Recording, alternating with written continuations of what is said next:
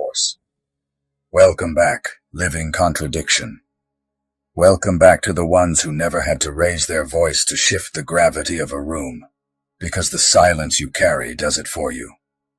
They've been talking about you, haven't they? Not publicly, never directly. People like that don't confront what unsettles them. They analyze it in whispers, in side chats, in low-toned conversations, where your name floats between nervous glances and unfinished thoughts. There's something about them, they say. Something calm, something unreadable, something off. And anything they can't name, they fear. Anything they fear, they respect. And anything they respect, they avoid challenging up close. You operate on what the world doesn't have language for yet. Not aggression, not dominance, but controlled gravity.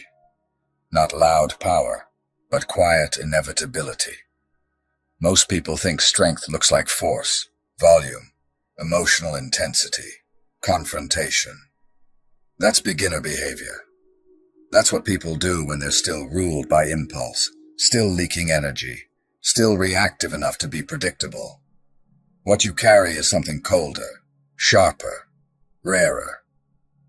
It's the composure of someone who doesn't need to win, because they already know how the story ends. It's the stillness of someone who could walk away from the entire situation without flinching. And everyone in the room feels that possibility humming beneath your silence. Your calm isn't empty. It's loaded. It's the kind of calm that makes people stumble over their own excuses when you don't rush to fill the air. The kind that makes nervous systems misfire when you don't react the way you're supposed to. The kind that says, without words, I could disengage from this conversation, this relationship, this entire dynamic, and sleep just fine. And people sense that instantly, not consciously, but in their bodies. Their breathing shifts, their posture tightens, their tone changes. Because silence from someone like you isn't absence, it's pressure. And your intelligence isn't academic. It's not about credentials or vocabulary or quoting thinkers. It's pattern intelligence, environmental intelligence, social intelligence, survival intelligence. You read rooms in fractions of a second. You see shifts before they surface. You catch inconsistencies before people realize they've made them. You understand people better than they understand themselves, not because you're obsessed with them, but because you learned early that awareness equals safety, that observation equals leverage, that the loudest people are often hiding the most, that the most confident voices are usually covering the deepest insecurity, that what people say is irrelevant compared to what they repeat, what they avoid, what they defend, what they react to when they think no one's watching. So you watch, not with judgment, not with cruelty, not with superiority, but with surgical clarity. You see through masks without ripping them off. You see fear under bravado, desperation under dominance, emptiness under noise. And when you combine that perception with your stillness, you become something most people can't handle. Unreadable, unhookable, unprogrammable. You become the one variable they can't model, the one outcome they can't predict, the one presence they can't manipulate, corner, or control. Not because you threaten, but because you don't need. That's the real danger. Not violence, but independence. You've weaponized non-need. You've turned emotional self-regulation into leverage. You've made calm into authority and silence into strategy. While others escalate, you withdraw. While others demand, you detach. While others scramble for reaction, you deny them oxygen. And somehow, without raising your voice or making a scene or asserting dominance, rooms rearrange themselves around you. Dynamics soften, egos deflate, tensions recalibrate. Not because you force anything, but because your nervous system doesn't synchronize with chaos anymore. And that destabilizes people who rely on chaos to feel powerful. They've dealt with screamers, fighters, performers, emotional exhibitionists, people who telegraph their insecurity with volume and posture and constant motion. Those people are easy. Those people are readable. Those people burn hot and burn out fast. But you burn cold. You don't explode. You collapse expectations. You don't confront. You disengage. You don't fight. You withdraw energy. And systems collapse without energy faster than they ever do under attack. That's why they're confused. That's why they're studying you. That's why they're running quiet diagnostics in their group chats, comparing notes, trying to decode your behavior. Why are they so calm? Why don't they react? Why don't they defend themselves? Why don't they care? And the answer terrifies them because it's simple. You stopped needing them. You stopped needing validation from people who don't validate themselves. You stopped needing explanations from people who wouldn't understand truth, even if it was carved into stone. You stopped needing approval from people you don't respect.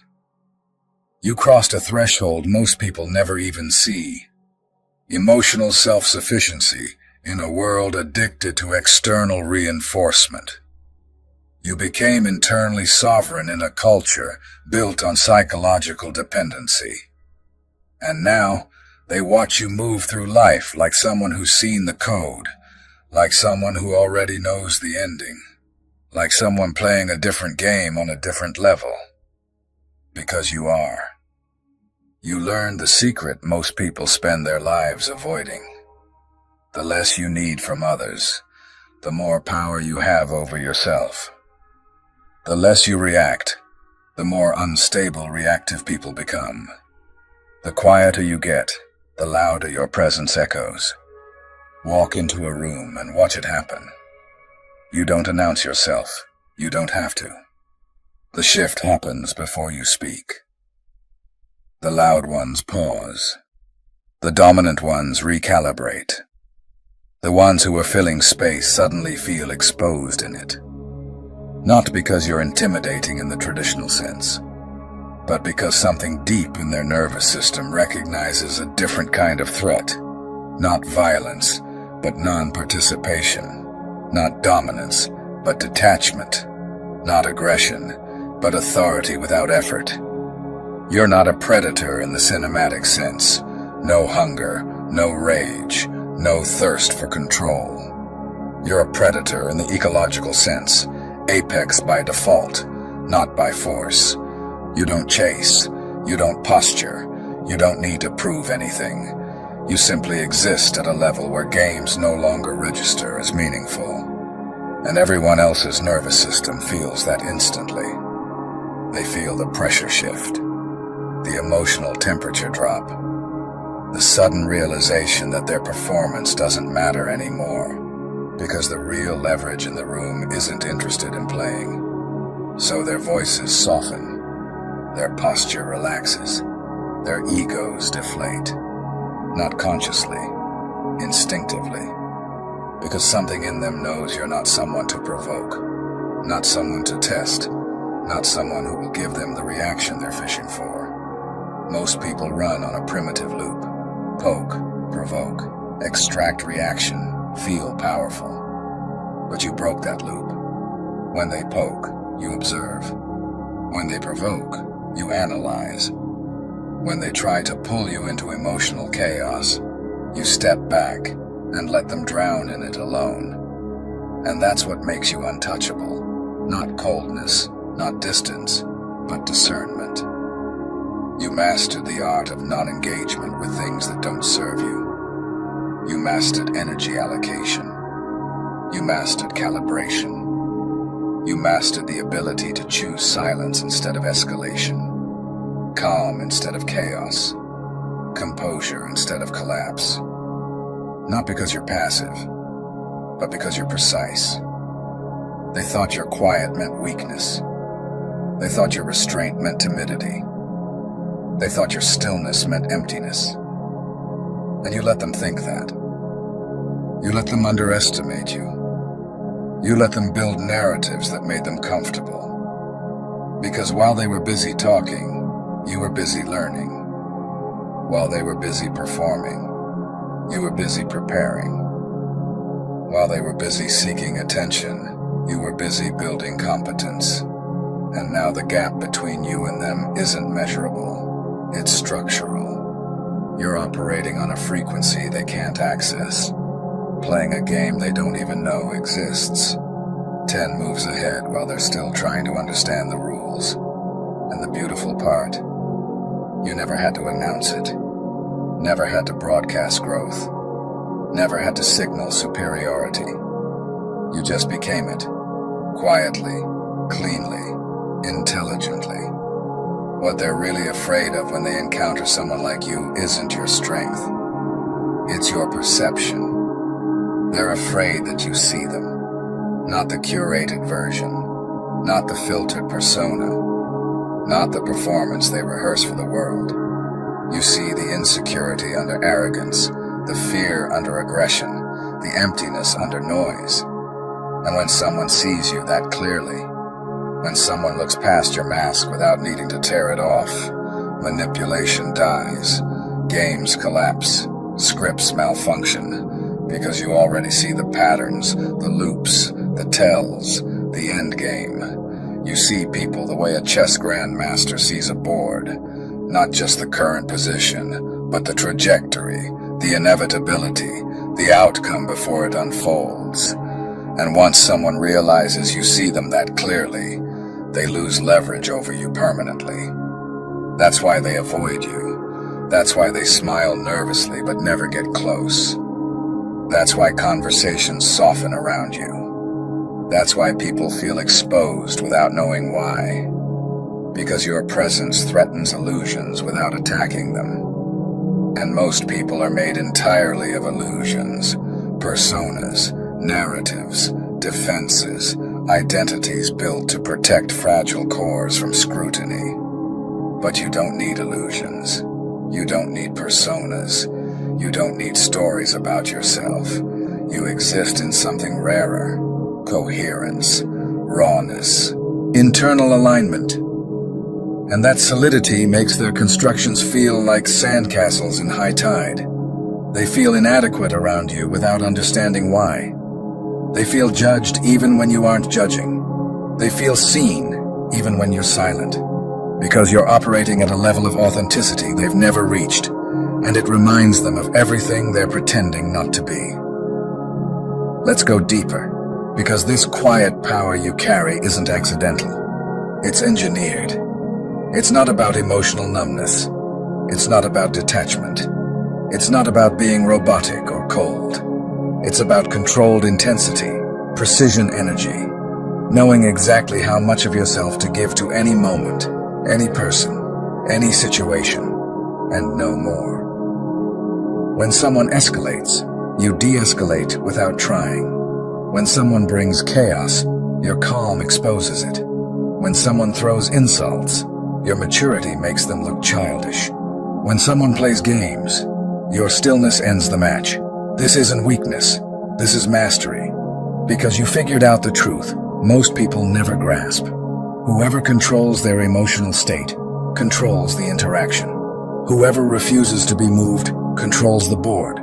Whoever stays calm while others unravel becomes the default authority in the room. Think about it. When everyone panics and you don't, who do they look to? When everyone argues and you stay silent, who holds gravity? When everyone reacts and you observe, who sees clearly? You do. Because you built what most people avoid their entire lives: emotional discipline, mental fortitude, psychological sovereignty. You constructed an internal kingdom so stable that external chaos can't penetrate it. People can scream, manipulate, lie, posture, threaten, and you remain unchanged. Not because you don't care, but because you care about the right things. Not their opinion of you, but your opinion of you. Not their validation, but your integrity.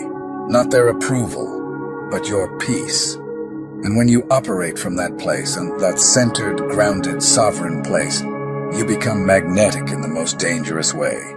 Not loud, not flashy, not performative, but undeniable. People feel you before they understand you. They sense the gravity before they identify the source. They adjust around you without knowing why. Because you don't chase attention. You don't demand space. You don't assert dominance. You simply take up no unnecessary energy. And paradoxically, that makes you impossible to ignore. People are magnetized to what they can't fracture, obsessed with what refuses to bend, transfixed by what won't let itself be decoded. And that's you. Not because you're unbreakable by nature, but because you've already been shattered and rebuilt yourself with intention. Not because you're uncontrollable by luck, but because you took full ownership of your mind, your reactions, your direction. Not because you're mysterious on purpose, but because you've evolved past the operating system most people are still running. You're not playing their game badly. You're playing a different one entirely, on a board they don't even recognize. So they watch you. They study you. They try to read you like some ancient language, hoping repetition will unlock meaning. And every time they think they've cracked your code, you shift again, refine again, grow again. Because you're not static, not stuck, not looping the same patterns like everyone else. You're in motion. You're in expansion. You're in constant recalibration. Now let's talk about intelligence, because this is where the separation becomes undeniable. Real intelligence isn't academic. It's situational. It's subtextual. It's the ability to hear what isn't being said, to notice what isn't being shown, to feel the energy beneath the words. You walk into rooms and immediately know who's performing, who's hiding, who's lying, who's real. You catch tone shifts. You notice inconsistencies. You see where stories don't line up. You spot manipulation before it even finishes forming. And you do it quietly, without exposure, without confrontation, without spectacle. You just see, process, adjust. You protect yourself without ever declaring war. That's what makes you untouchable in ways that have nothing to do with physical power. You've built a mental fortress. You've layered emotional armor. You've developed pattern recognition that keeps you several moves ahead of anyone trying to play you. They can't gaslight you because you trust your perception more than their explanations. They can't manipulate you because you see the strings before they tighten. They can't fool you because you've already studied the blueprint. You recognize the move before it's played. And that makes you the worst possible opponent for someone who survives on deception. Because you don't fight them. You don't argue. You don't defend. You simply see them fully and decide they're not worth your energy. And that quiet dismissal, that calm refusal to engage, destroys them more than confrontation ever could. People who rely on manipulation need reaction. They need friction. They need you emotional so they can rewrite the narrative. They need you defending yourself so they can keep attacking. They need your concern so they can weaponize it. But when you give them none of that, when you simply observe, understand, and walk away, they're left with nothing. No leverage, no ammunition, no power. You neutralize them without firing a shot. You win without stepping onto the battlefield. You dominate without ever looking like you were competing. That's quiet violence. That's intelligence in motion. That's what happens when someone evolves past the need to prove anything to anyone and simply becomes proof. And here's where most people make their fatal mistake with you. They assume your silence means permission. They assume your calm means weakness. They assume your lack of reaction means victory. So they push further, test harder, get bolder. And then, when you finally decide they've exhausted their access, when you set a boundary, withdraw your energy, or simply disappear from their reach, they collapse. Not because you attacked them, but because they built their entire strategy on a lie. They thought you were passive when you were actually patient. They thought you were unaware when you were actually tracking everything. They thought you were weak when you were simply disciplined. And when reality hits, it devastates them, not because you destroyed them, but because they destroyed themselves, and you just watched. This is the part they never teach in self-help books. Real power doesn't announce itself. Real strength doesn't posture. Real intelligence doesn't seek validation. You move in silence because noise is distraction. You stay still because chaos is inefficient. You speak with precision because excess words weaken impact. Every sentence you say carries weight because you don't waste language on what doesn't matter. Every action you take has intention because you don't move on impulse. Every relationship you keep serves your growth because you stop tolerating energy drains disguised as connection. You've become efficient in the most dangerous way. You cut dead weight. You burned bridges that only led backward. You streamlined your life until only momentum remained. And now you move clean, focused, unstoppable. The loudest egos fear one thing about you more than anything else: your self-sufficiency. Because loud egos need applause. They need validation. They need reassurance that they matter. But you don't need any of that. You don't need to be seen as smart because you know you are. You don't need to be seen as strong because you've proven it to yourself. You don't need to be told your worth because you established it internally. And that drives them insane because their identity depends on external approval, while yours stands independently of it. You escaped the system they're still enslaved to. You freed yourself from the need for applause. And in a world addicted to attention, your indifference to it makes you alien. It makes you unpredictable. It makes you dangerous. They can't relate to you anymore. And that's exactly how you want it. Because the moment they can't relate to you, they can't manipulate you through shared identity. The moment they can't understand you, they can't predict you. The moment they can't predict you, they can't control you. You've moved beyond their comprehension, and it unsettles them. Not loudly, not consciously, but in that quiet, gnawing 3 a.m. kind of way. They replay conversations with you. They analyze your words. They wonder what you meant. They question whether you saw through them. And the truth is, you did. You always do. Because seeing through people isn't something you try to do anymore. It's automatic. Patterns surface. Masks slip. Truth reveals itself. And you're already there, watching. Now here's your ending. Because this isn't about becoming louder, harder, colder, or more dominant. It's about becoming untouchable without needing armor, powerful without needing permission, and sovereign without needing approval. You don't chase influence. You generate gravity. You don't demand space. Reality rearranges around you. And the more you stabilize yourself internally, the more unstable external games become around you. This isn't superiority. This is alignment. This is what happens when someone stops leaking energy into noise and starts moving with precision, restraint, and clarity. You don't announce who you are anymore. You let presence handle it. You don't prove strength. You let consistency expose it. You don't seek recognition. You let results speak quietly and permanently. And once you reach this level, you're no longer trying to rise above people. You're simply operating beyond them. If this hits something real in you, don't ignore it. Subscribe and stay here. This space is for people,